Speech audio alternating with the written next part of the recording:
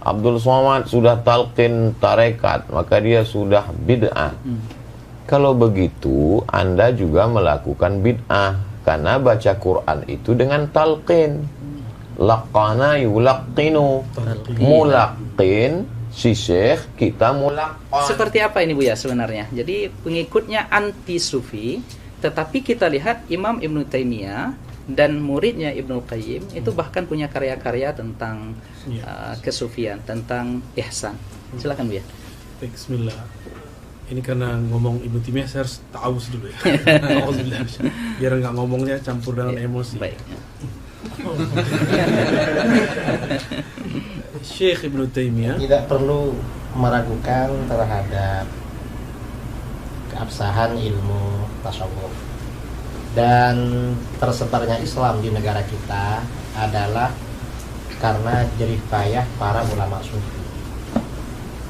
Para ulama sufi lah yang menyebarkan Islam di wilayah Nusantara ini, sehingga kita, mayoritas bangsa kita, mungkin 90% bangsa kita muslim, itu semua atas jasa-jasa para ulama sufi.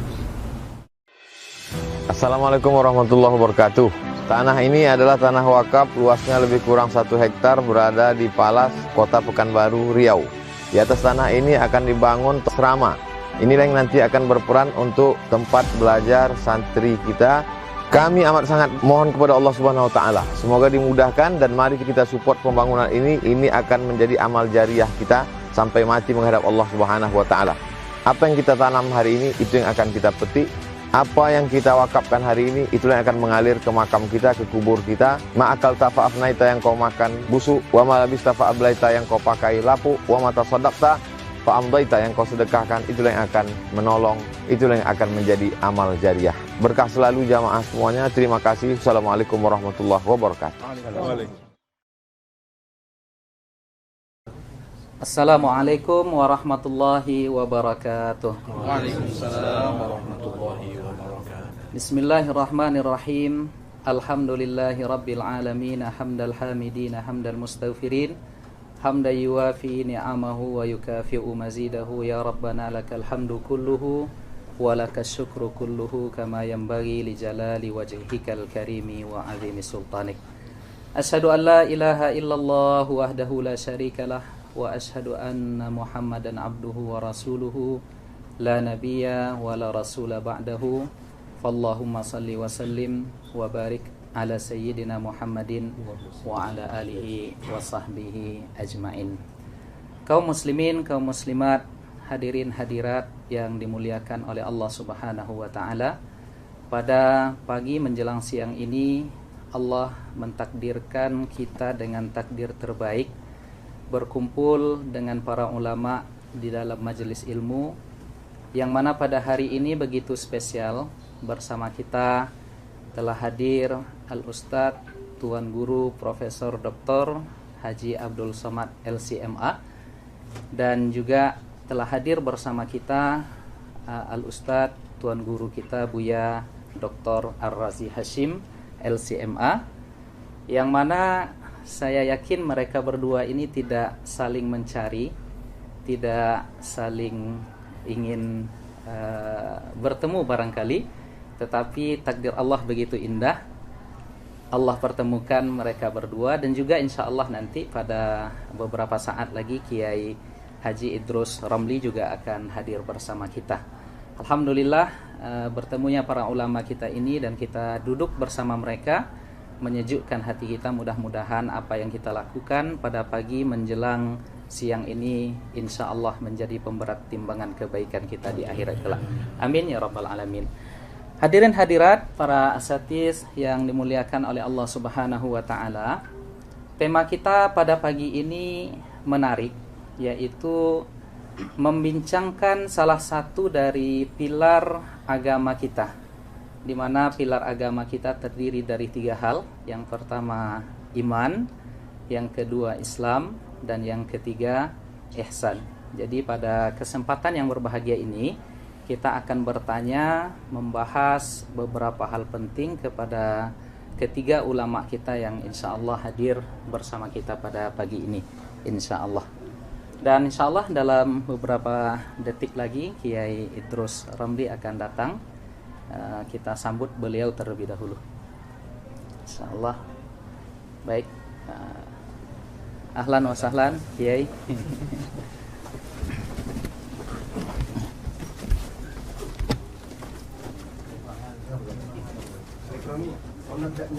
Nabda min al-awwal.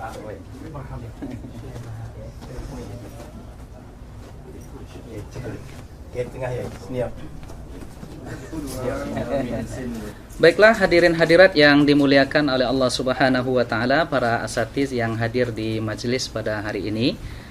Untuk tidak memperpanjang mukaddimah, kita langsung akan berdiskusi santai dengan ketiga alim ulama kita yang hadir pada pagi ini bersama kita, di mana tema besar kita pada hari ini adalah meluruskan stigma negatif terhadap tasawuf.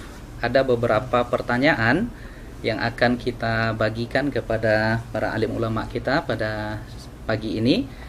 Yang pertama barangkali akan kami tanyakan terlebih dahulu kepada Saya belakangan. Saya akhir-akhir. mungkin kepada Kiai. Tapi kalau dilihat dari senioritas nih, Kiai Idrus sepertinya yang paling senior, Kiai. Jadi kami ajukan pertanyaan terlebih dahulu kepada Kiai Idrus. Ini tentang sebenarnya tasawuf itu apa? Apa bedanya tasawuf dengan akhlak, tazkiyatun nufus, ihsan, daqaik, raqaik, haqaik, dan lain sebagainya, Kiai?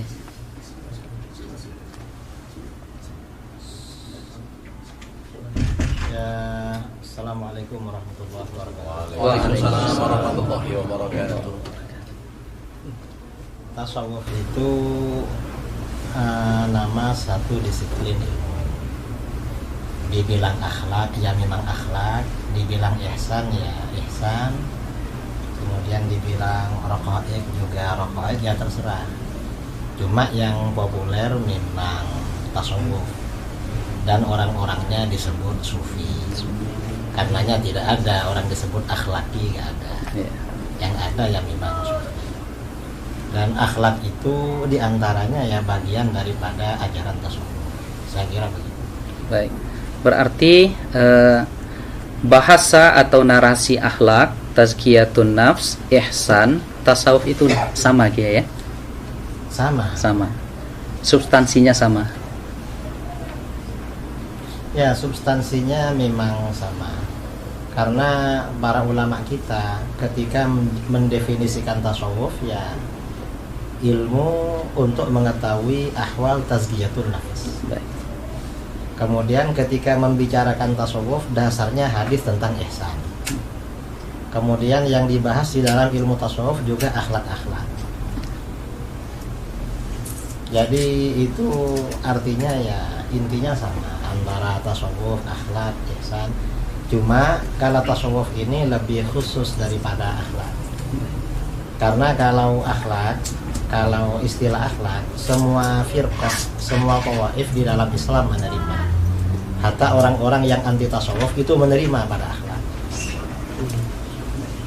Tetapi kalau tasawuf ini hanya kelompok tertentu yang menerima, artinya jumhur.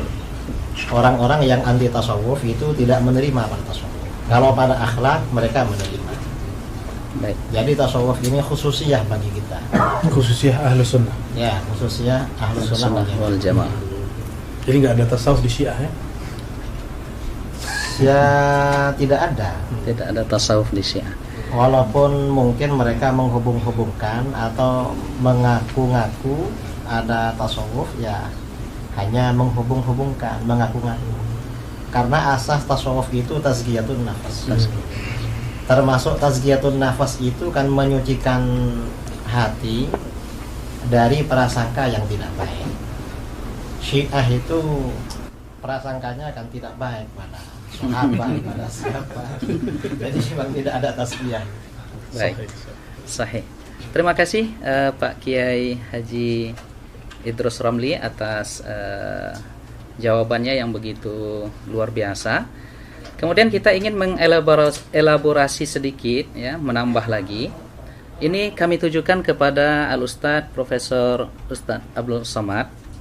Apakah bertasawuf itu mesti bertariqah, atau apa hubungan tarikat dengan tasawuf itu, Ustaz? Silahkan, tafadhol, Ustaz. Bismillahirrahmanirrahim. Assalamualaikum warahmatullahi wabarakatuh. Guru kita Al-Mukarram Kiai Haji Muhammad Idrus Ramli, Buya Dr. Ar-Razi Hashim. Terima kasih moderator kita Al-Mukarram Ustadz Dr. Zul Ikrami.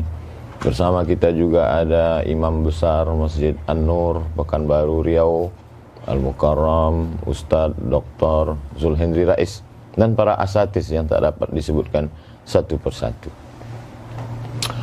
Ada mutiara di dalam lautan. Mutiara itu berada di dalam kerang, terang benderang. Tidak mungkin bisa mengambil mutiara itu kalau tidak naik sampan. Sampannya itu adalah syariat. Lalu kemudian dia mesti berenang. Berenangnya itu adalah tariqat. Lalu kemudian laut, ada lautnya. Lautnya itu adalah hakikat. Lalu setelah dia naik sampan, berenang di laut.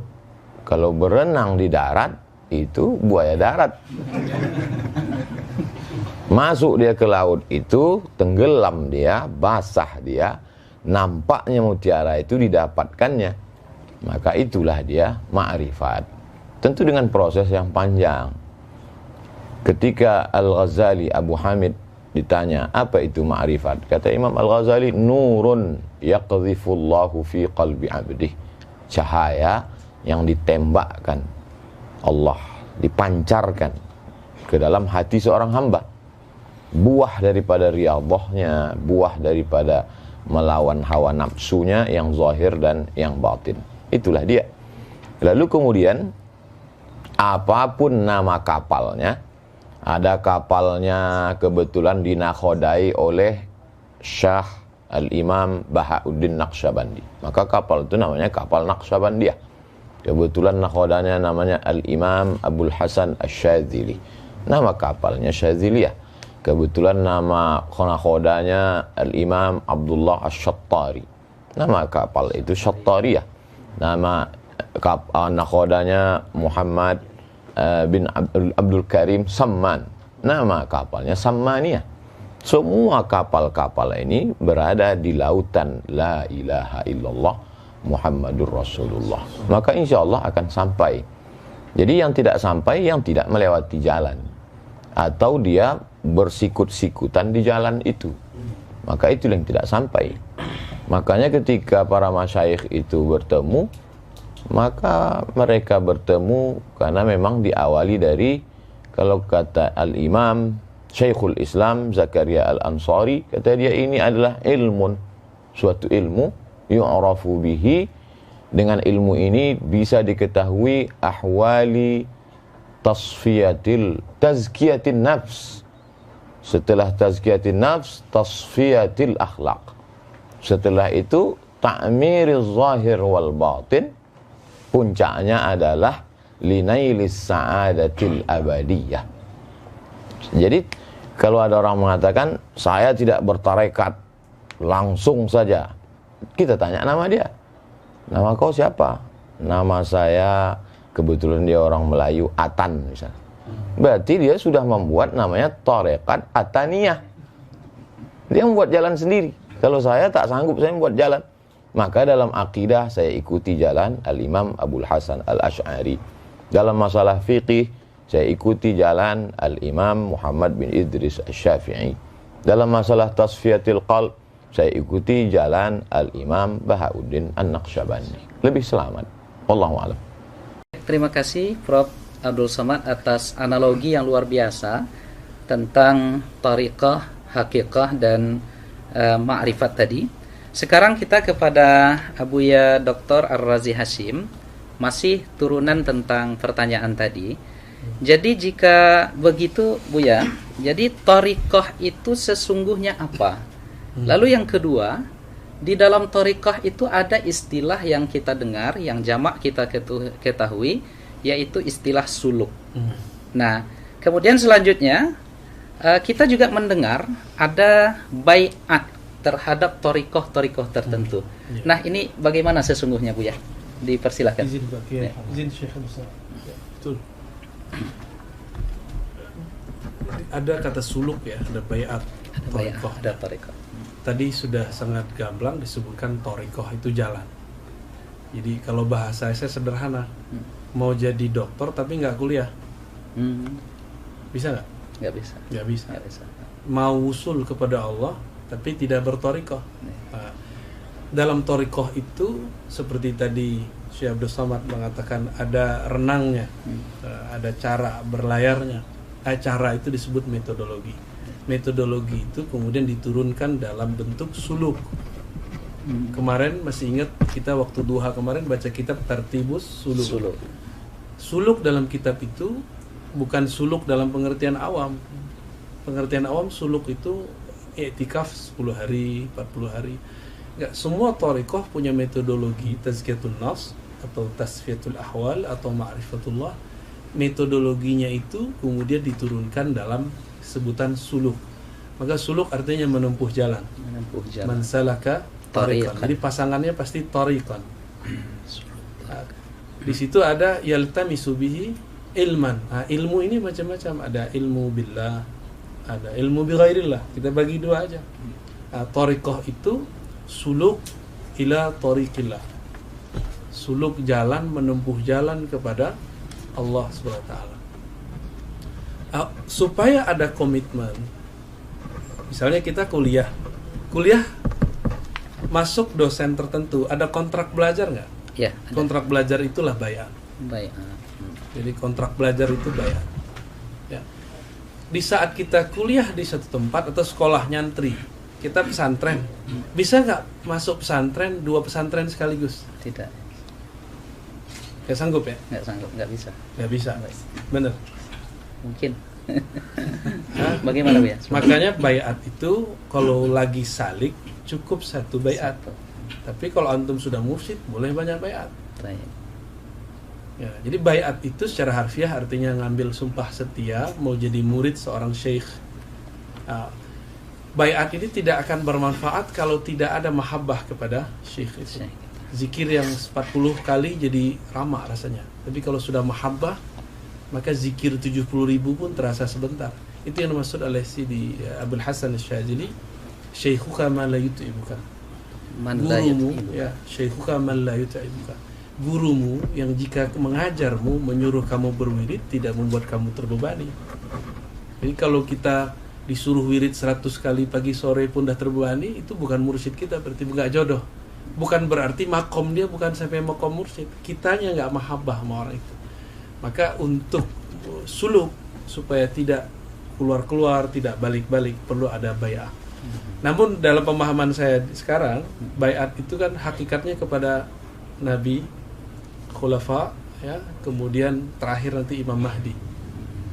Maka sekarang itu bai'at thariqat itu intinya sebenarnya adalah at-talqin, ngambil talqin, ngambil kurikulum zikir. Jadi bukan bai'at dalam pengertian bai'at sia-sia, ya, bukan bai'at pemerintahan. Maka boleh dibatalkan, boleh. Antum kalau mau ganti guru silakan. Boleh saya tuh, Bu ya. Boleh nggak ganti sekolah? Pindah sekolah boleh? Pindah sekolah boleh ya. Boleh pindah kampus? Boleh. Sama, pindah guru itu sama kayak pindah kampus. Terakhir, kurikulumnya sama. Misalnya Syekh Abdul Somad Naqsyabandi. Syekh terus apa nih? Pak Kiai. Thariqat ta'addudiyah. Syadziliyah ya? Syadziliyah. Oke.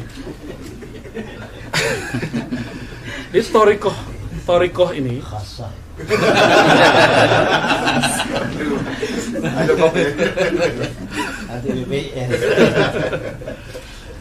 namanya sama. Sekolah itu sama-sama kurikulumnya kurikulum A, B. Yang beda siapa? Gurunya, bukan bangunannya. Maka at-thariqah itu yang aham itu bukan nama thariqatnya, bukan nama manhajnya, tapi man mursyiduhu. Siapa mursyidnya?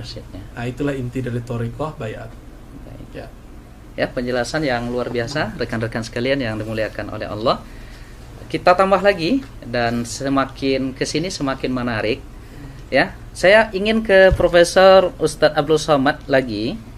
Jadi jika demikian adanya tentang thariqah, tentang suluk dan lain sebagainya, ini mengapa Ustadz di dalam setiap thariqah itu zikirnya berbeda-beda dan mengapa ditalkinkan? Silakan Ustaz. Saya dengan Al-Mukarram Dr. Zulhendri Rais berjumpa dengan Syekh Muwaffaq Mursyid Syadziliyah yang juga muhaddis karena banyak ijazah hadis, murid dari Syekh Badruddin Al-Hasani. Syekh, kenapa amalan zikir ini, tarekat ini berbeda? Ini kok berbeda? Kata beliau, seorang mursyid syekh mengambil dari sunnah, dari hadis. Makanya kalau dilihat aurat, zikir-zikir mereka itu, kalau dicari nanti di dalam kutubus sunan, tetap ketemu. Yang sebagiannya ilham. Tentu zikir kan ada ma'surat, ada ghairu ma'sur. Lalu kemudian, mana yang menurut dia paling mudah untuk muridnya, atau setelah istigharah dia, atau ilham yang dia peroleh, itulah yang dia susun, dia ajarkan kepada murid-muridnya. Jadi dalam hal ini saya mengutip saja, menukil. Karena saya tidak alim dalam bidang itu, lebih aslam, lebih selamat mengutip. Jadi wirid dalam tarikat ini begini, dalam tarikat ini begini. Ini dalam hal bacaan, dalam hal jumlah dan selainnya. Adapun tentang jalan zikir, dalam hal ini dari pertanyaan-pertanyaan saya ada beberapa perbedaan. Saya tanya kepada Syekh ini tentang jalan zikir. Yang saya maksud jalan zikir itu jalan dia di dalam badan ini waktu berzikir itu. Kata Syekh ini, zikirnya dari Nabi, jalannya itu dari Syekh, dia dapat ilham. Kata Syekh yang satu. Kata Syekh yang satu, enggak, zikirnya dengan jalannya sekalian dari Nabi Sallallahu Alaihi Wasallam. Saya tidak. Yang penting kita biasanya dengan mursyid ini kal mayyit baina man yaghsiluhu, seperti mayat yang dimandikan. Maka tidak terlalu penting tentang itu, karena dia beramal tujuannya adalah dengan ridha itu dia sampai kepada ridha Allah. Jangan beramal untuk meminta sesuatu, tapi beramallah untuk mencari ridha Allah. Karena kalau kau beramal mencari ridha Allah, Allah akan berikan kepada engkau segala sesuatu. Nah, itu yang membuat mereka tidak terlalu mempermasalahkan itu. Saya pun mungkin ketika menanyakan itu mungkin sudah su'ul adab dengan Syekh. Ini apakah zikirnya dengan jalannya, atau zikirnya dari Nabi, jalannya dari Syekh? Apa tadi pertanyaan kedua? Saking banyaknya pertanyaan. Kemudian kenapa ditalkinkan? Kenapa mesti ditalkinkan? Kalau ada orang mempermasalahkan, Abdul Somad sudah talqin tarekat, maka dia sudah bid'ah. Kalau begitu, Anda juga melakukan bid'ah, karena baca Quran itu dengan talqin. Laqana yulaqqinu, mulaqqin si syekh, kita mulaqqan. Laqinu mautakum, talqinkanlah orang yang mau mati la ilaha illallah. Guru mentalqinkan la ilaha illallah, kata mulut dia. Jalannya begini, kata dia. Maka talqin itu metode pendidikan dalam Islam. Bagaimana kita tahu membaca alif lam mim? Itu kan dari talqin. Kalau dari PDF, alama, alam nasrah dengan alif lam mim sama tulisannya. Syekh Muhammad Mutawalli Sya'rawi pertama tahfiz Quran kan gitu, di komplainnya gurunya. Itu tunjukkannya. Ini alif lam mim. Kenapa di sini bacanya alam? Kenapa di sini alif lam mim? Itu tahu lewat talqin. Belajar hadis pun melalui talqin. Jadi kalau ada orang mempermasalahkan talqin dalam zikir, maka bermasalahlah semua ilmu kita ini. Jadi talaqi, musyafahah itu adalah nama lain dari talqin. Hadis, akidah, kita ini rata-rata kita bertalqin ke guru kita. Maka siapa yang tak bertalqin, berarti dia dapat dari mana? Dari buku. Tahammul wal ada, level yang paling rendah adalah wijadah. Wijadah ketemu di mana? Ketemu di buku, walaupun itu diakui, tapi dia tetap mesti bersambung. Dalam hal zikir, dia tidak sekedar ilmu, tapi di sana ada mauhibah, di sana ada barokah, di sana ada faid, limpahan dari tuan-tuan guru. Itulah yang kita harapkan. Maka dengan duduk ini mudah-mudahan kita semua mendapatkan limpahan faidul barakah dari Kiai Idrus Ramli, dari Buya Ar-Razi Hashim. Tapi yang paling banyak mengharapkan ini pasti barokah dari Kiai Idrus Ramli. Termasuk Buya Ar-Razi pun ingin mendapatkan. Wallahu a'lam.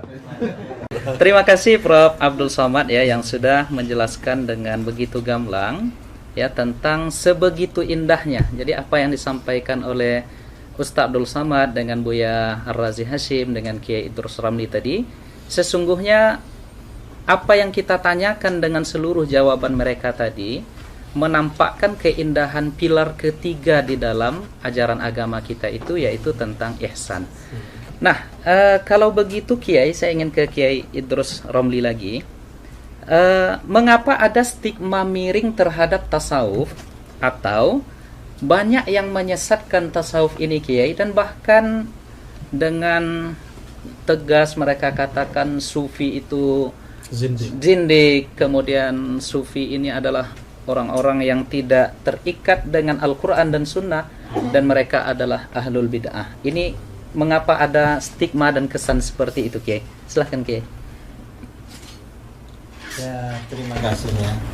Stigma sebagian orang bahwa tasawuf itu sesat, zindik, itu kebanyakan karena mereka tidak tahu. Jadi kata Imam Ghazali dalam kitab Yahya, sering beliau sampaikan, an-nasu a'da'u ma jahilu. Manusia biasanya memusuhi apa yang mereka tidak tahu. Coba mereka tahu, tidak akan begitu. Seperti misalnya juga, seperti sebagian orang-orang ya, orang-orang yang tidak suka tasawuf, bilang bahwa ajaran-ajaran tasawuf itu bertentangan dengan Al-Quran dan Sunnah. Padahal orang sufi itu paling rajin baca Quran. Paling rajin baca. Syaratnya sufi harus rajin baca Quran, rajin zikir, rajin sholat. Itu kan dari Al-Quran Sunnah semua. Kemudian juga masalah bertentangan dengan Sunnah. Dan ilmu tasawuf seperti disampaikan oleh Imam Junaid Al-Baghdadi. Ahlus Sunnah ini imam mazhabnya dalam tasawuf Junaid bin Muhammad Al-Baghdadi. Imam Junaid Al-Baghdadi mengatakan ilmuna hadza muqayyadun bil kitab was sunnah. Ilmu kita ini diukur, dipagari, dibatasi, diatur dengan Al-Quran dan Sunnah. Bahkan ya kata beli artinya apa? Seorang ulama sufi, seorang mursyid itu harus ahli tafsir, harus ahli hadis. Kalau tidak ahli tafsir, tidak ahli hadis, maka gak bisa menjadi teladan dalam ilmu tasawuf. Itu kata Imam Al-Junaid Al-Baghdadi.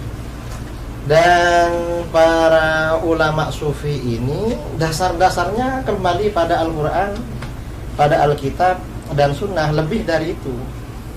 Karenanya kalau kita membaca biografi para ulama sufi atau biografi para ulama ahli hadis lah, ada kitab biografi ahli hadis seperti kitab Tazkiratul Huffaz karangan Imam Az-Zahabi. Biasanya kalau pakar-pakar hadis, dokter hadis seperti Tuan Guru Ustaz Al-Somad, Tuan Guru UZR ya, ini tahu kalau kitab-kitab itu. Tahu ini dokternya hadis Pak, bukan? Hadas.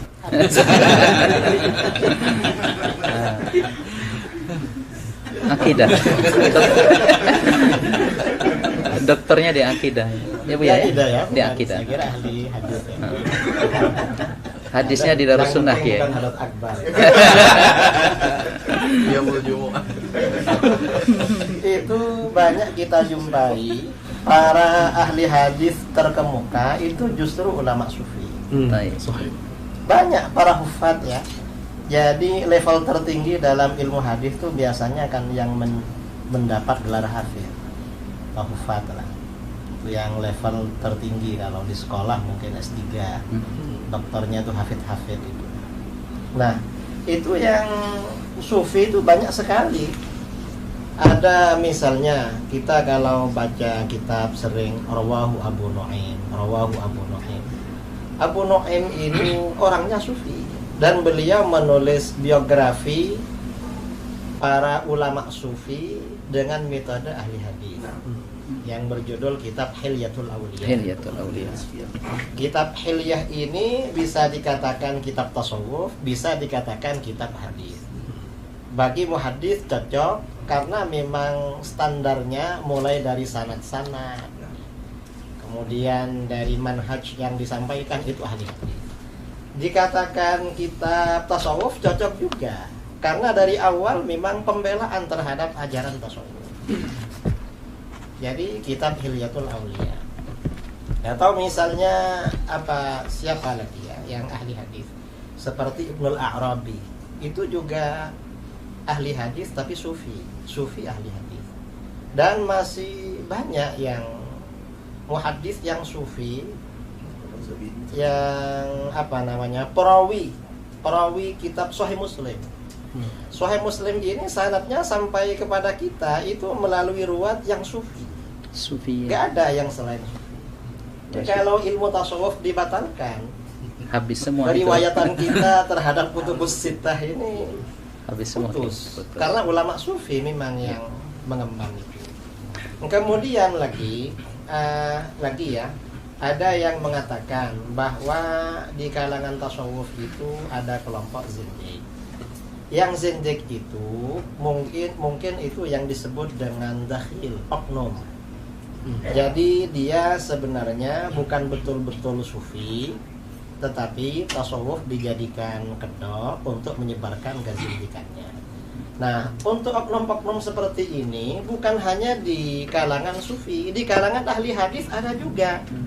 Makanya di kitab-kitab mustalah hadis ya, ada hadis-hadis palsu ahdatsat uzzanadiqah yang dibikin-bikin oleh orang-orang zindik. Dan ini nggak bisa kelompok zindik yang membuat hadis-hadis palsu lalu kita jadikan stempel untuk merusak semua ahli hadis misalnya. Loh, ahli hadisnya ternyata zindik, padahal ya cuma oknum. Oknum itu ya di mana-mana. Di mana-mana ada. Di kalangan ahli kalam yang zindik ya juga ada. Kalangan ahli hadis ya ada. Hatta di kalangan fuqaha yang punya pendapat syadz itu juga ada. Di mana-mana ada memang. Dan kita ya menilai sesuatu itu standarnya secara umum, secara ghalib, bukan pakai yang standar yang syadz, yang oknum-oknum itu. Saya kira itu ya. Kalau masalah thariqah, sebenarnya kita semua ini berthariqah. Saya kalau thariqah dalam istilah ini tasawuf, thariqahnya secara tabarruk syadzili. Tapi kalau thariqatul hayah, thariqah kehidupan saya seperti dari guru-guru saya selalu menyampaikan thariqatuna at-ta'allum wa ta'lim. Thariqah saya ini belajar dan mengajar. Ada guru-guru mau ngajar kita dengar. Ada orang-orang mau belajar sama kita, ya kita ajari. Itu thariqah kita memang. Baik, terima kasih Kiai Idrus Ramli atas penjelasan yang begitu luar biasa. Saya akan ke Buya Ar-Razi Hashim. Jadi turunan dari ajaran thariqah itu Buya. Dan kita sering diserang di sini. Dan anehnya lagi saya lihat, yang saya perhatikan, mereka juga sesungguhnya ini persoalan robitoh. Jadi ada yang menyerang kita dalam persoalan robitoh, tetapi sesungguhnya mereka berrobitoh. Allahumma innaka ta'lamu anna hadhil quluba qad istama'at. Dan itu mereka sebut juga sebagai, kawan-kawan kita sebagai doa robitoh. Nah sekarang robitoh itu apa Buya? Dan apakah betul robitoh itu dalam tanda kutip mempertuhankan guru? Kadang kita di ribat-ribat di majelis kita itu ada foto-foto guru kita, dan kita dituduh oleh sebahagian sahabat-sahabat kita ini mempertuhankan, mengqadasahkan guru. Nah, jadi bagaimana ini Bu ya? Silakan Bu ya. Ya, para pembenci tasawuf itu kurang mengerti bab cinta. Rabithah itu adalah alaqatul hub baina syekh wal murid, baina al-murid wa syekh. Jadi hubungan cinta antara guru, murid dan guru. Seharusnya rabithah itu, jadi kita bagi, ada ar-rabithah al-kubra, ada ar-rabithah as-sughra. Yang paling pantas kita ikat cinta itu hanya kepada Allah. Allah hanya bisa lewat Rasulullah. Maka rabithah yang kubra itu cuma kepada baginda Rasulullah SAW. Namun karena kita tidak bertemu Rasulullah, maka Nabi mengatakan, tuba liman ra'ani, tuba liman ra'ani. Kalau nggak bertemu aku, kan tadi beruntung yang bertemu aku, melihat aku. Ya sudah, tuba liman ra'a man ra'ani. Itu rabithah. Itu dalil rabithah yang pertama yang paling sahih. Ya. Dan disebutkan di riwayat Ahmad, Nabi mengulangnya sab'an, berarti 7 kali. Liman ra'a man ra'a man ra'a man ra'a, berarti 7 generasi. Ya. Terus dalam hadis Imam Ibnu Majah ada yang semakna, Ahmad juga ada, Abu Nuaim dalam Hilyah tadi disebut oleh Pak Kiai Idrus. Nabi ditanya 2 lafaz, man awliyaullah, yang kedua man khairun nas. Apa jawaban Nabi? Man idza ru'u dzukirallah. Itulah dalil rabithah terkuat. Dan cara rabithah ada di situ. Siapa yang jika dia dipandang, divisualkan, diingat, maka mengingat mereka, memandang mereka, menghantarkan kita kepada Allah Subhanahu wa taala. Itulah rabithah yang hakiki. Ya. Dan itu mesti bersanad. Ya. Mesti ditalkinkan. Ya. Jadi itu dalil rabithah. Apa masih kurang? Iya. Artinya semua amalan-amalan yang ada atau praktek di dalam dunia tasawuf itu ada dalilnya dari Al-Quran dan Sunnah ya. Nah, sekarang ru'u kan dipandang. Ya, dipandang. Karena kita susah membayangkan guru, boleh nggak kita ambil foto guru taruh di rumah? Iya. Boleh nggak? Boleh. Kalau memandang foto beliau membuat kita ingat ilmu beliau tentang zikrullah, maka bagian dari rabithah. Dulu kalau orang-orang Pariaman di mat'amnya itu, di rumah makannya ada foto Angku Salih. Ya. Angku Salih itu dulu berkalam. Kalau fotoku ada di rumah kalian, tapi kalian tidak sholat, tolong dicopot, tolong dibakar. Berarti rabithahnya nggak nyambung gitu. Ya. Terputus Bu ya. Nah, itu salah satu contoh rabithah. Ya. Nah, terima kasih Bu ya. Saya ke Profesor Ustadz Abdul Somad. Jadi Ustadz, di dalam pengamalan tasawuf itu ada di antara teknik zikir itu yang mereka berdiri Ustaz. Mereka berdiri, dan ini saya pernah menyaksikan beberapa kali, terutama di Sudan ada tariqah samaniyah yang mereka berzikir la ilaha illallah itu berdiri dan berkeliling. Nah, jadi ini seperti apa sebenarnya Ustaz? Karena ini kita yang mengamalkan ini juga diserang, dituduh, dan bahkan dibid'ahkan juga. Silakan Ustaz. A'udzubillahi minasyaitonirrajim. Alladzina yadhkurunallaha qiyaman. Mengingat Allah berdiri. Wa qu'udan. Kemudian duduk. Wa 'ala junubihim. Kemudian berbaring. Karena memang posisi manusia, siapapun dia, dimanapun dia, tak keluar dari 3 itu. Berdiri, duduk, dan berbaring. Semuanya yadhkurullah. Mereka mengingat Allah Subhanahu wa ta'ala. Mulutnya menyebut, hatinya mengingat, dan akal serta seluruh tubuhnya mengagungkan yang disebut itu, Allah Subhanahu wa ta'ala. Jadi ada juga orang mulutnya menyebut, tapi perbuatannya seperti tidak mengagungkan Allah Subhanahu wa ta'ala. Adapun ketika dia bergoyang tubuhnya, maka ada, kalau kita menikmati sesuatu, ada ekspresi. Kalau kita ini diberikan minuman, andai ada minumannya, maka minumannya sama, ekspresinya berbeda. Misalnya Ustadz Zul Hendri ekspresinya matanya misal Ustadz Abdul Somad misalnya Masya Allah. Kiai Idrus tentu dia punya khas karena Buya Ar-Razi itu ekspresi itu tidak dibuat-buat. Kalau dibuat-buat namanya tasannu, dibuat-buat. Jadi Al-Imam Al-Qushairi dalam Ar-Risalah Al-Qushairiyah dalam pembahasan tentang as-sama, ketika mereka mendengarkan lantunan syair zikir, lalu kemudian terjadi ekspresi di tengah orang yang mendengar dan mengikuti itu atau hadrah. Kalau ekspresinya itu murni karena zauq dia, karena Allah, maka berarti itu memang pemberian Allah, hibah. Tapi kalau dia ternyata sengaja tasannu, membuat-buat supaya dikagumi orang, supaya disangka sudah wusul, padahal dia belum apa-apa, maka dia sudah kadzib, dusta, bohong. Jadi kalau kita kenal orangnya, kenal saya Ustadz Zulhendri misalnya, saya tahu pendidikannya, saya tahu keilmuannya, saya tahu amalnya, terjadi sesuatu pada dirinya, saya tidak akan tuhmah, saya tidak akan menuduh beliau sudah melakukan tasannu, membuat-buat. Tapi kalau ada yang jahil, kita sudah tahu, itu kekeliruan adalah ketika menghukum generalisir, diambil sampelnya si jahil tadi, itu secara ilmiah tidak benar. Kita mau meneliti Masjid Ar-Rahman. Apakah masjid ini cukup standar menurut standar Kota Pekanbaru dan Riau? Lalu ketika kita sholat Jumat di sana, pulang, sendal kita hilang. Lalu yang kita ungkap di seminar adalah sendal hilang itu. Itu kita tidak adil. La yajrimannakum syana'anu qaumin ala alla ta'dilu. Jangan karena kebencian kepada pengurusnya, mungkin jadwal khutbah pernah dicoret, lalu membuat kita tidak bersikap adil dan mengambil sampel yang salah itu. Bukankah Goldziher menolak hadis? Dia katakan itu hanya produk abad kedua, hanya karena dia melihat beberapa kekeliruan kecil yang diluruskan oleh Syekh Muhammad Mustafa A'zami.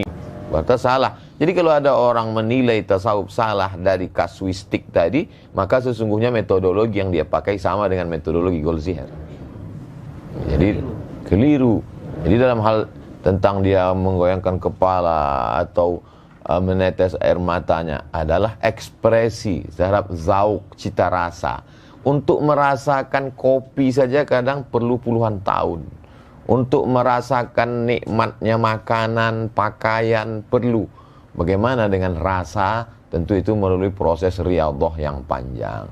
Makanya ketika orang mau mengikut zikir, selalu saya tanya, Ustadz saya mau talqin zikir, kau tinggal di mana?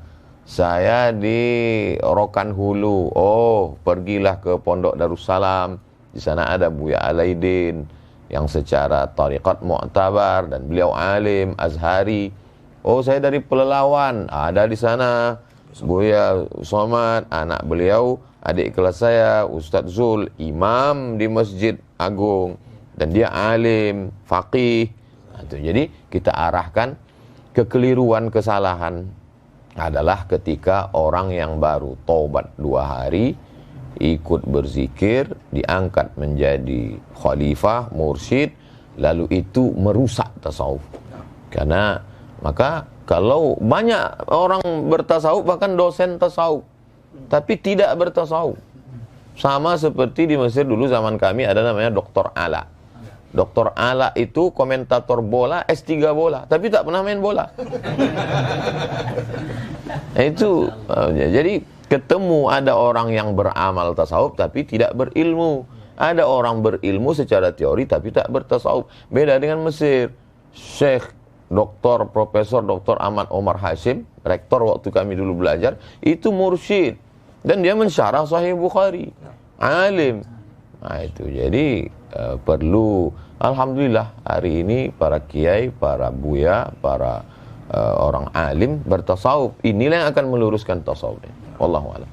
Terima kasih Prof. Abdul Somad yang semakin luar biasa penjelasan-penjelasan dari semua narasumber, tuan guru kita. Jadi saya tertarik kembali menanyakan ini langsung ke Buya Ar-Razi Hashim. Apa yang disampaikan oleh Ustadz Abdul Somad tadi, kenyataannya di tengah masyarakat kita lihat Buya, ada yang bergabung ke thariqah, masuk ke majelis tawajuh itu setelah itu dia ingin kebal peluru, kebal senjata tajam, yatiru fis sama wa yamshi 'alal ma. Terbang di atas awan, berjalan di atas air. Nah, jadi apa bedanya karena kita sering dituduh ini terus nih Bu ya. Bahwa orang yang gabung itu tuh pengen dapat ini. Nah, jadi apa sesungguhnya beda tasawuf itu dengan kebatinan? Iya. Al-Imam Abu Hamid Al-Ghazali pun nulis kitab tentang Fadaih Al-Batiniyah. Fadaih Al-Batiniyah. Batiniyah ini cabang dari Syiah Ismailiyah yang terputus, yang kemudian berkembang lama di Mesir juga ya. Dan justru mereka lah yang bikin Al-Azhar tempat antum kuliah itu. Udah oleh Salahuddin Al-Ayyubi, murid Syekh Abdul Qadir Al-Jilani, itu di tajdid, direvisinya. Apakah tasawuf itu membuat orang sakti? Itu kali pertanyaannya. Enggak, tasawuf itu mendekat kepada yang maha sakti. Apakah tasawuf bikin kebal? Bukan, tasawuf itu biar antum kebal neraka nanti. Ketika ada hadis Bismillahirrahmanirrahim la yadurru ma'asmihi syai'un fil ardi wala fis sama, ya. Itu hadis kan dipakai kan untuk silat, debus. Itu boleh. Minta burhan namanya, minta bukti. Ya Allah, kalau memang betul doa ini tembus ke badan, maka tidak ada lagi mudarat langit dan bumi.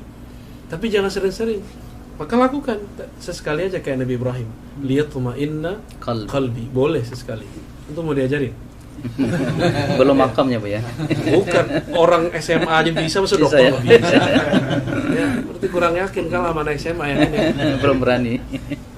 Ini kurang berani, kurang syuja'ah. Itu biar kayak Idrus nanti. Jadi at-tasawuf itu at-taqarrub ilallah, yang maha sakti, mendekatkan diri kepada yang maha sakti, bukan menjadi sakti. Karena iblis itu sakti, tapi nggak dekat kepada Allah. Ini nggak ada urusan kita mau yatiru alal hawa. Kalau itu hawa, burung setiap hari terbang. Apakah dia sakti? Apakah dia jadi sufi? Tidak juga ya. Ya, yang jalan di atas air emang ada. Itu kungfu aja tuh. Kungfu hustle. Ya. Jadi beda antara tasawuf dengan kebatinan. Beda. Baik. Nah, lalu saya ingin ke Kiai Idrus. Dari itu Kiai, kita juga sering dituduh dan dikatakan bahwa tasawuf dan orang-orang tariqah itu, atau mungkin tasawuf itu berasal dari ajaran Syiah. Dan ini ya beredar di media sosial, di ceramah-ceramah beberapa ustadz. Nah, ini bagaimana nih Kiai, silakan. Memang ada kelompok-kelompok yang sering menuduh kita seperti tasawuf katanya dari Syiah, lalu maulid juga awalnya dari Syiah. Ya itu ya hanya tuduhan saja. Dan Syiah juga suka mengklaim. Syiah juga mengklaim bahwa semua disiplin keilmuan dalam Islam yang mengawali dulu Syiah. Usul fikih katanya pertama kali dari Imam Ja'far Shadiq. Terus tafsir ya juga begitu. Semuanya dari Syiah. Nggak ada sama sekali selain Syiah. Padahal dalam sejarah peradaban Islam, Syiah itu selalu tertinggal dari mazhab-mazhab yang ada di dalam Sunni, misalnya mazhabul arba'ah. Contoh ya, kita kembali pada tafsir Al-Quran.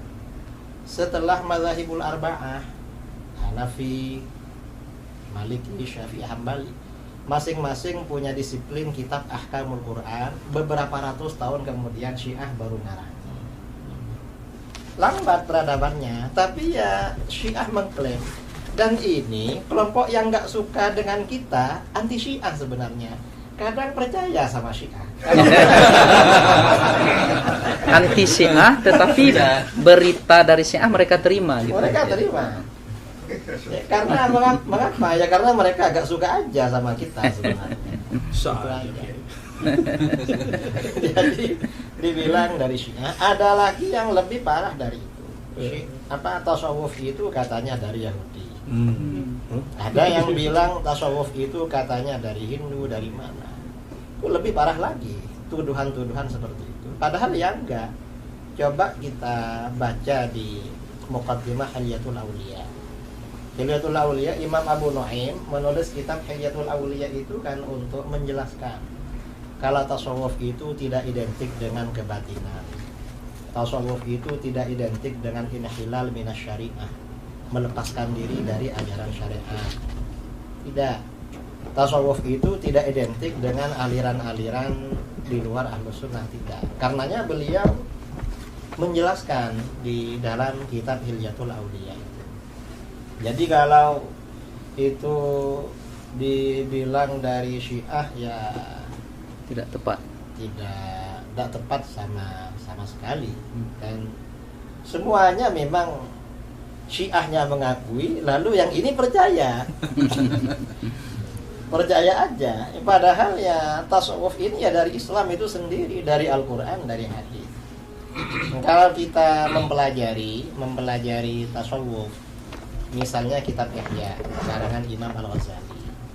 Kitab Ihya ini kajian utama di pondok-pondok, termasuk kurikulum wajib.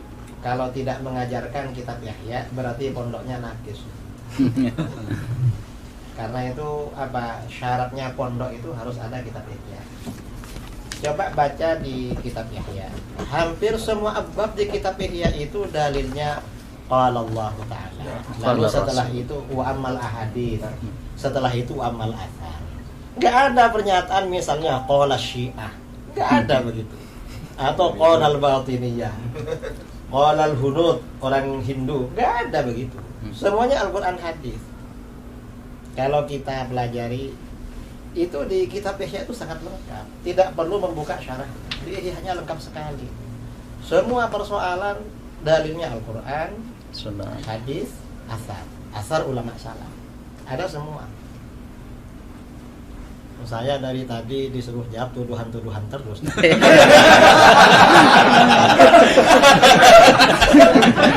Moderator ya. Karena memang Kiai Idrus ini selama ini kita perhatikan menangkis subhat itu beliau Masya Allah, maka kita arahkan kepada beliau.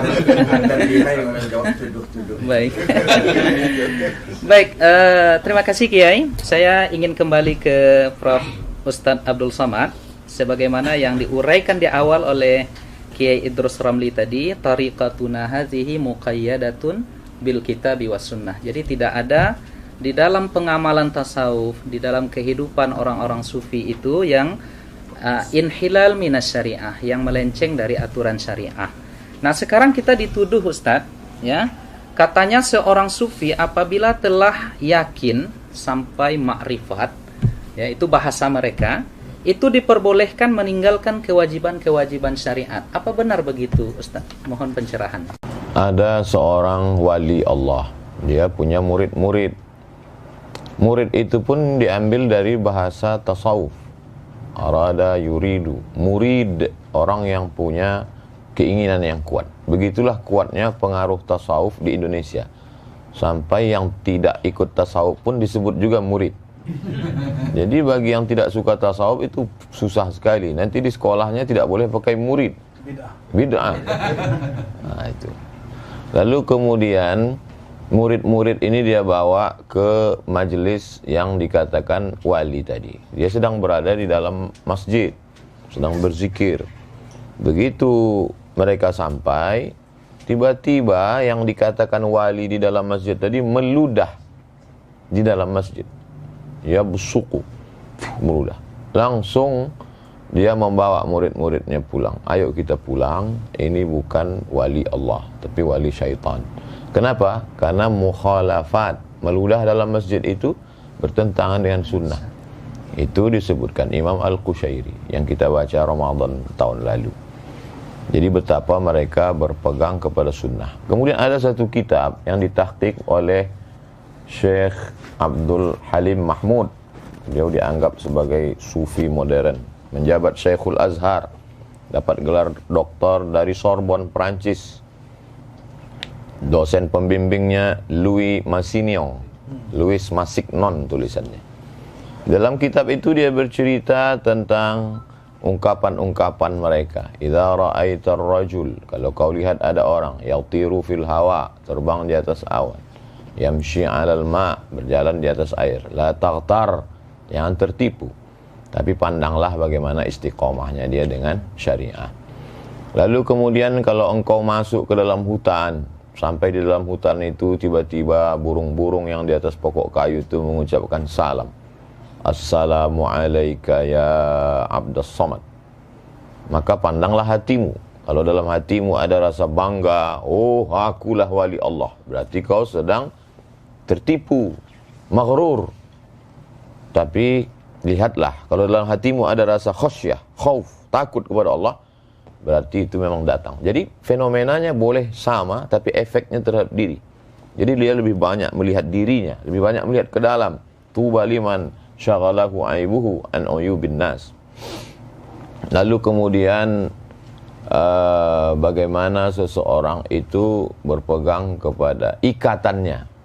Ikatannya itu adalah Al-Quran dan Sunnah. Kenapa mereka itu sanad terjaga sampai hari ini? Karena mereka mengikat dirinya dengan Quran, Sunnah, dan orang yang mengamalkan Quran dan Sunnah itu. Orang-orang tasawuf ta'zimnya ke guru luar biasa. Saya perhatikan mereka sebelum majelis. Kalau kita kan baca Fatihah li jami'il mu'minin wal mu'minat muslimin wal muslimat al ahya'i minhum wal amwat min masyariqil ardi ila magharibiha. Selesai satu Fatihah. Kalau kita tengok mursyid-mursyid itu, untuk syekh ini satu Fatihah, untuk syekh ini. Maka mereka ingat nama silsilah itu. Kenapa mereka mudah mengingat sanad itu? Karena dikiriminya Fatihah satu-satu. Karena dia ingat susunannya, urutannya. Dan mereka itulah yang menjaga sanad itu. Itu salah satu bukti mereka berpegang dengan Quran dan Sunnah. Dan juga orang-orang yang mengamalkan Quran dan Sunnah itu. Wallahu a'lam bishawab. Terima kasih Prof. Uwas yang sudah menguraikan kepada kita dengan uraian yang juga sungguh luar biasa. Kemudian saya ingin langsung ke Buya Ar-Razi dulu, ya, karena kita lihat kajian-kajian Buya Ar-Razi ini banyak mengokohkan pilar yang ketiga ini tentang tasawuf, tentang kerohanian. Jadi sesungguhnya Buya, jika ada 3 pilar ini, apakah seorang Muslim itu wajib bertasawuf? Mau jawab langsung Pak, jawab muter-muter? Langsung Bu ya. Muter dulu dikit nggak apa-apa. Kalau al-Islam melahirkan ilmu fikih, fikih ini kemudian melahirkan banyak mazhab yang kemudian Allah seleksi jadi 4. Tanpa bermazhab, tanpa berfikih, kita tidak tahu sholat kita sah atau batal. Lalu Imam Ghazali ditanya apa perbedaannya antara fikih dengan tasawuf. Kalau fikih ma'rifatus sihhah, mengetahui yang sahih ataupun yang batil, sedangkan tasawuf ma'rifatul qabul warrad.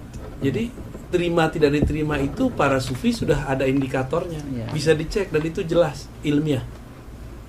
Mengetahui sholat saya diterima oleh Allah atau tidak. Jadi kalau ahli fikih bilang hanya Allah yang tahu sholat terima, berarti dia belum belajar tasawuf.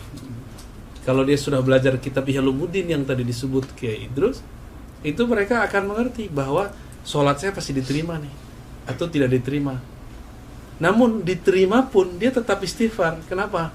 Sebagus-bagus sholat kita tidak akan pernah sama dengan sholat Nabi. Sallu kama ra'aitumuni usalli. Maka Nabi kasih kalam yang indah. Itu tashilan lana wa rukhsatan lana. Kama ra'aitumuni. Nabi enggak mengatakan sallu kama usolli. Itu kan gawat kalau begitu. Bisa-bisa enggak sholat kita. Tapi kama ra'aitumuni, sebagaimana engkau memandang, melihat. Mandang Nabi enggak? Tidak, langsung. Maka kita mandang orang yang punya sanad kepada Nabi. Bersanad kepada Nabi secara zahir, itulah mazhab fiqih. Lalu Nabi mengajarkan, kalau engkau sholat, bacalah wajjahtu. Itulah qalbu. Ketika takbir, kecilkan dirimu. Itulah ajaran ruhani Nabi. Maka kalau kita bersolat cuma belajar rukun 13, tapi tidak belajar rukun khusyuk, antum sampai mati juga gak khusyuk, kusut aja ya. Jadi bagi saya belajar tasawuf itu wajib. Karena itu pilar Islam, iman, ihsan. Ihsan itu wajib gak?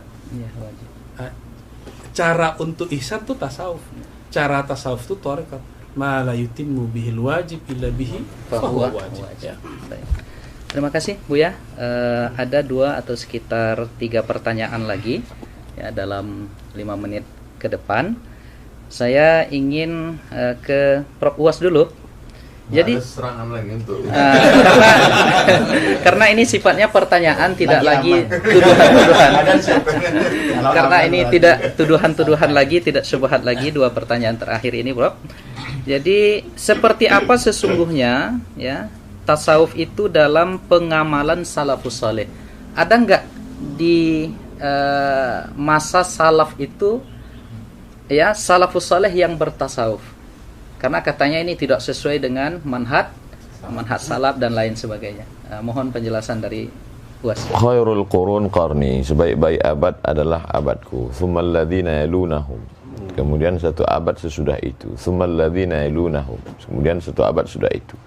3 abad inilah yang disebut dengan salaf. Jadi kalau ada orang mengaku guru kami dari kalangan salaf, ada di masjid, kata dia. Jadi kita pun terkejut-kejut. Kok bisa guru kau tuh hidup sampai sekarang? Jadi tentang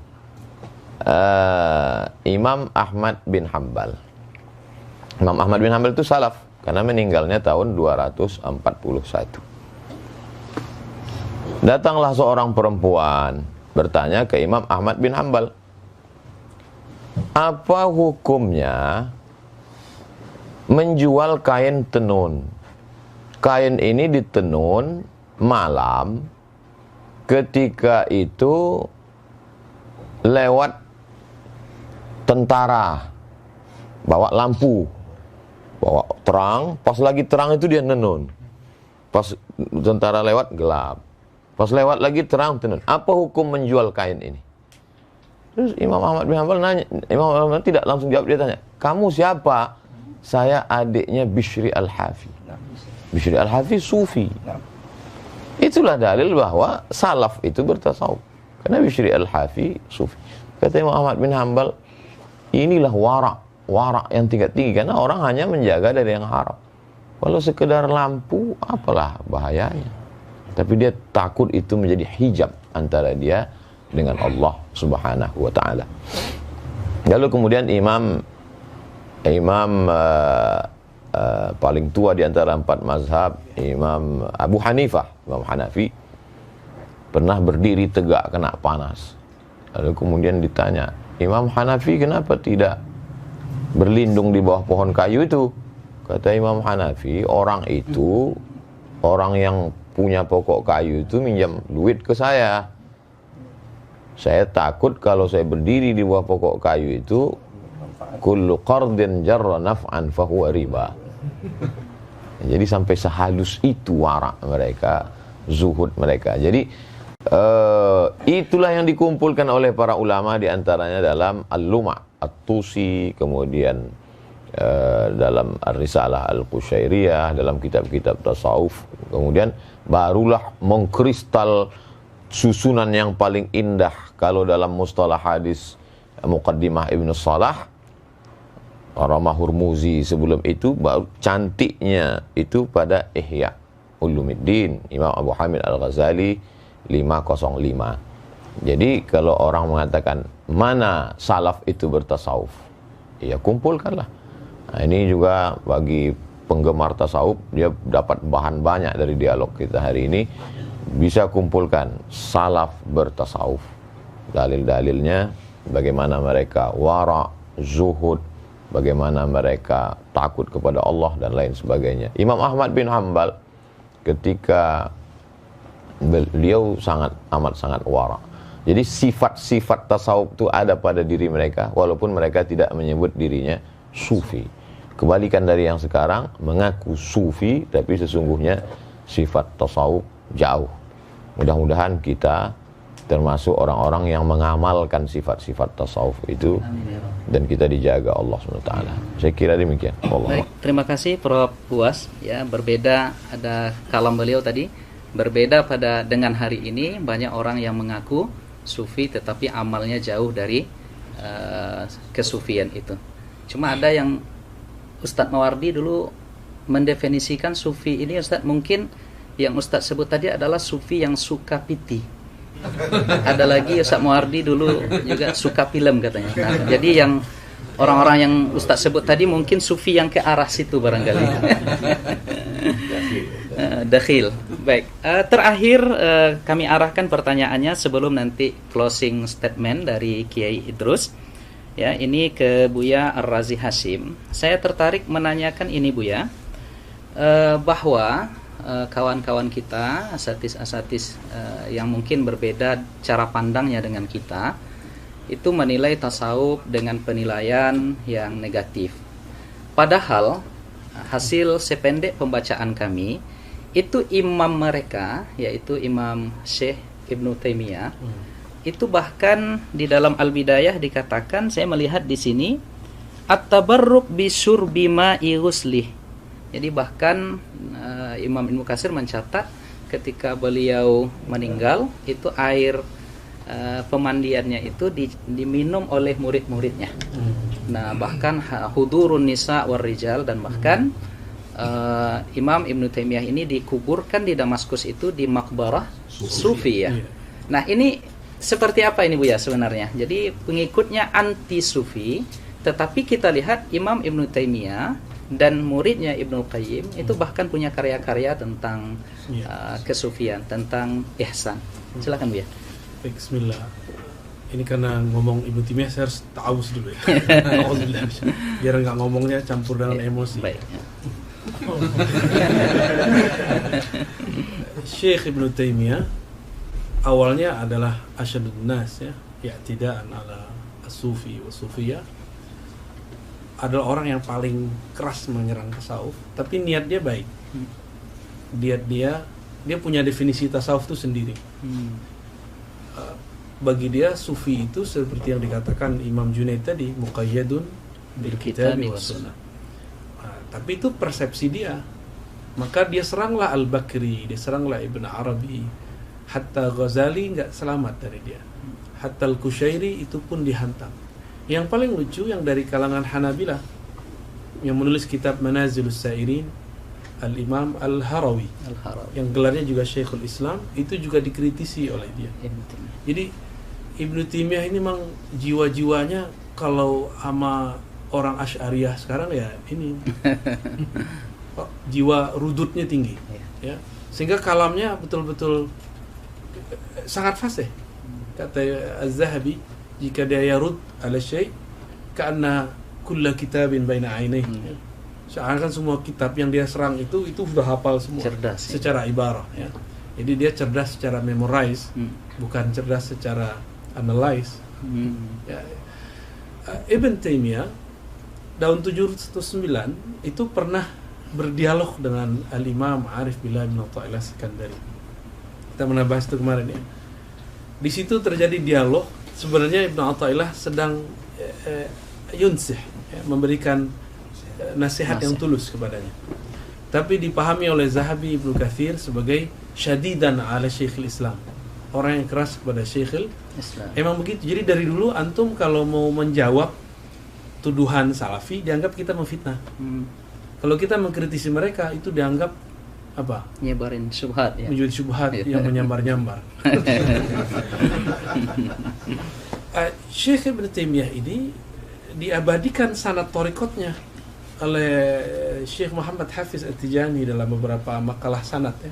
Oh, jadi beliau ini punya sanad thariqah. Dan itu ke Sidi Abdul Qadir Jilani. Jarak beliau dengan Al-Imam bukan Tijani, Abdul Qadir Jilani. Abdul Jilani itu cuma 2 orang. Beliau berguru kepada, seingat saya namanya Abu Muhammad, kemudian dari Ibn Qudamah langsung daripada Syekh Abdul Qadir Jilani. Jadi Ibn Qudamah itu datang dengan Ibnul Jauzi ke Baghdad 40 hari sebelum wafat Syekh Abdul Qadir Jilani. Hari ke-40 dia wafat, suluk mereka selesai. 40 hari mereka 40 suluk. Maka Imam Ibnul Jauzi mengerti isi Ihya. Ibnu Qudamah pun kemudian menulis tentang abab Tazkiyatun Nufus dalam beberapa risalahnya ya. Ibn Taimiyah nyambung kepada Syekh Abdul Qadir Jilani. Maka dalam Majmu' Fatawa ada 2 jilid beliau menyebut Syekh Abdul Qadir dengan Sidi Syekh. Sidi Syekh. Terjemahannya apa? Tuan guru. Dan itu istilah tasawuf ya, Ya, Sidi Tuan Syekh. Syekh. Ya, Tuan Syekh Abdul Qadir Jilani dan Abuya. Buya. Sidi. Ada tambahan belakangnya. Qaddasallahu sirrah. sirrah. Dan yang paling ajib dalam Madarij Salikin yang satu jilid tebal itu, Ibnu Qayyim yang menulis memori dia dengan Ibnu Taimiyah dalam syarah-syarahnya. Begitu juga Al-Wabilus Thayyib, dia menyebut Ibnu Taimiyah dengan Qaddasallahu Sirrah. sirrah. Berarti dia sudah mentakdis gurunya sebagai seorang wali, karena Qaddasallahu sirrah itu cuma wali. Mursyidnya belum boleh. Iya. Kalau belum wali ya. Kalau antum wali murid. Jadi Ibnu Taimiyah fi awakhir umri kana yamil ila tasawuf bal yadfa anhu. Jadi beliau di akhir hayatnya memang sudah cenderung bertasawuf karena sudah tidak boleh lagi nulis, tidak boleh lagi berfatwa, dan beliau yakhtimul Quran fi shalah. Jadi khatam Qurannya dalam salat. Ba'da subuh zikir enggak berhenti-berhenti, dan itu cuma amalan sufi. Jadi akhir ayatnya beliau asli bertasawuf. Jadi intinya Ibnu Taimiyah tidak anti tasawuf, dia cuma ingin membersihkan tasawuf versi dia. Lalu mengapa murid-muridnya sampai hari ini pengikut metodologi beliau itu anti dan sangat keras itu Bu ya? Kira-kira apa itu latar belakangnya kira-kira? Li'annahum ma indahum isnad ya. Karena mereka enggak punya sanad. Kalau orang enggak punya sanad fikrah, sanad ijazah, sanad tarbiyah. Mereka enggak punya sanad tarbiyah.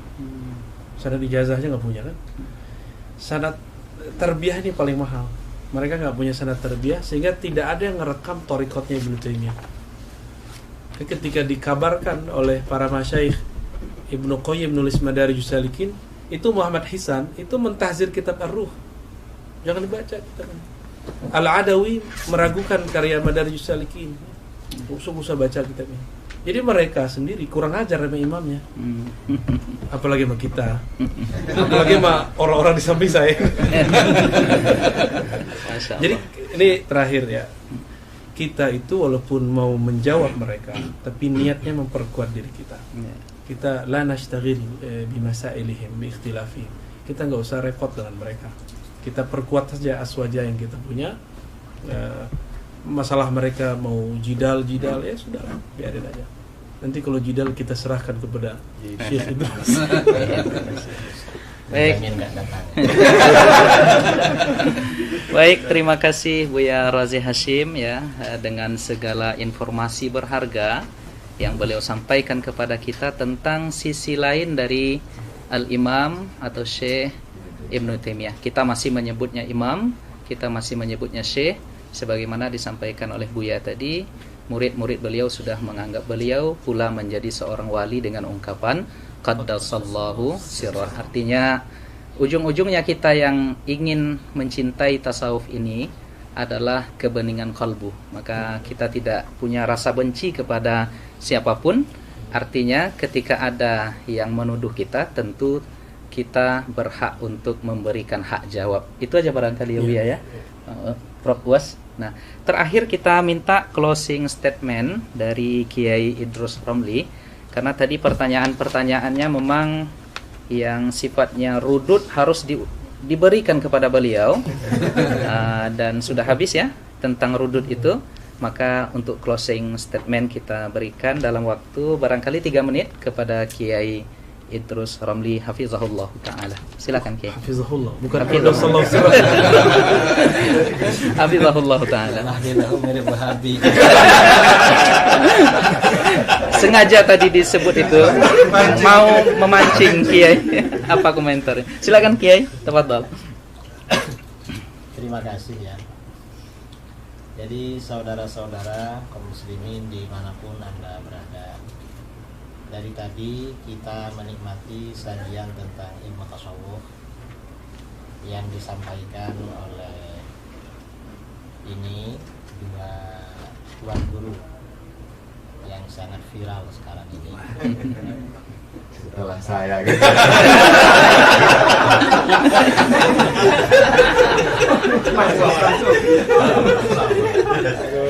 Ada ujungnya. Tuan Guru UAS, kemudian juga di samping saya Buya Dr. Al-Wazi Hashim, dan beliau semuanya doktor. Saya gurunya dokter. Saya ini kawannya. Dokter pilih ijazah. Maafin saja. Bahwa ajaran tasawuf itu adalah ajaran Islam yang murni dan sumbernya dari Al-Quran, hadis, serta pengamalan generasi salaf sejak para sahabat dan generasi berikutnya. Itu ajaran tasawuf. Dan tasawuf ini merupakan satu di antara 3 pilar dalam Islam yang tidak dapat terpisahkan. Kalau di dalam hadis yang terkenal dengan hadis Jibril, ada iman, ada Islam, ada ihsan. Iman ini kemudian di dalam agama kita ini diterangkan oleh para ulama dalam ilmu akidah, ilmu tauhid. Kemudian Islam, kemudian menjelma menjadi ilmu fikih. Dan ihsan menjelma menjadi ilmu tasawuf atau ilmu akhlak.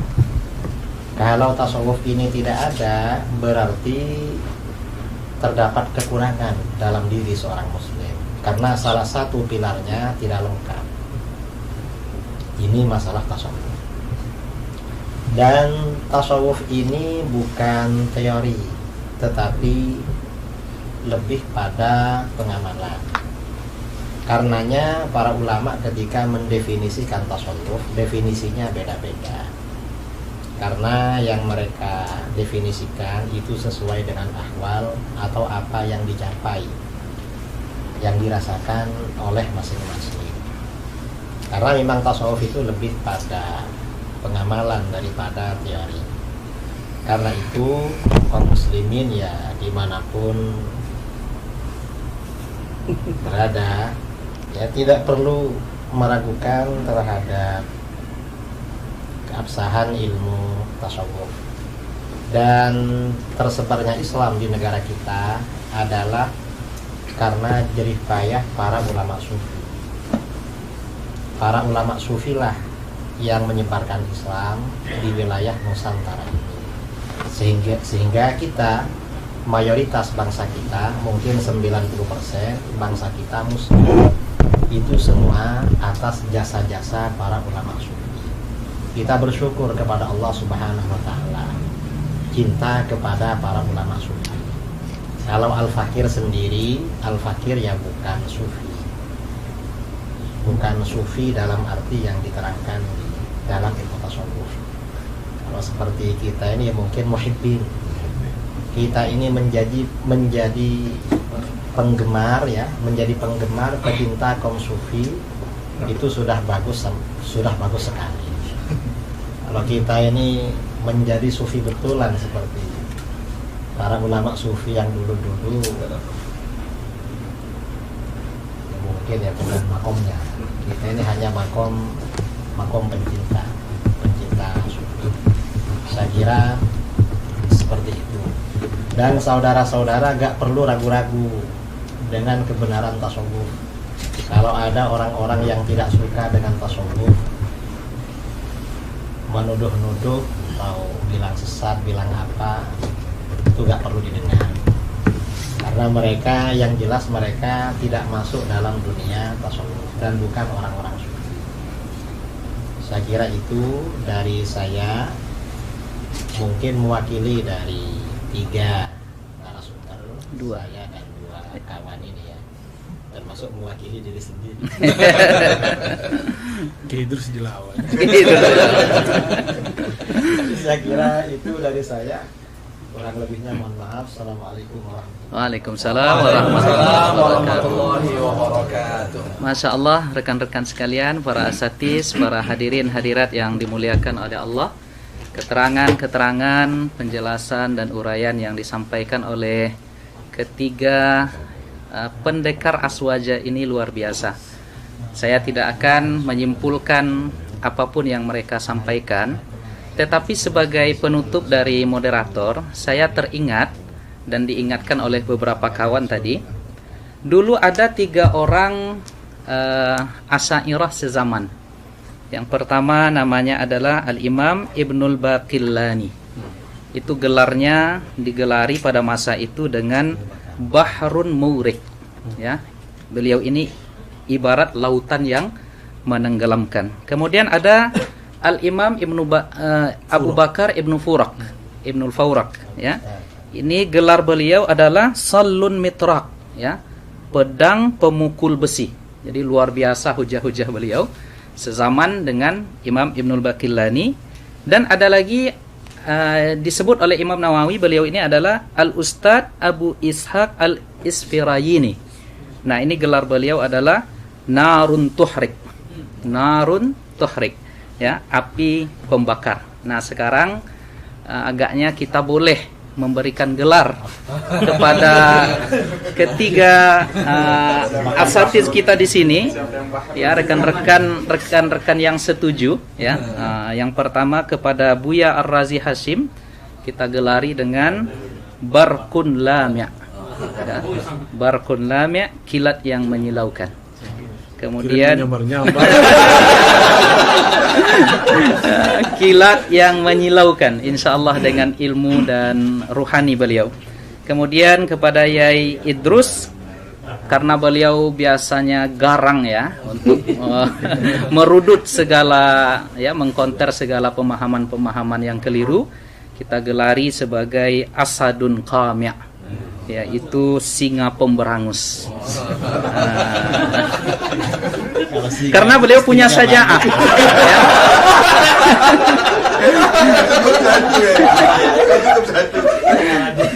Karena beliau punya saja'ah, ya, terus punya saja'ah yang mungkin belum diamalkan oleh Prof Uwas dan Buya.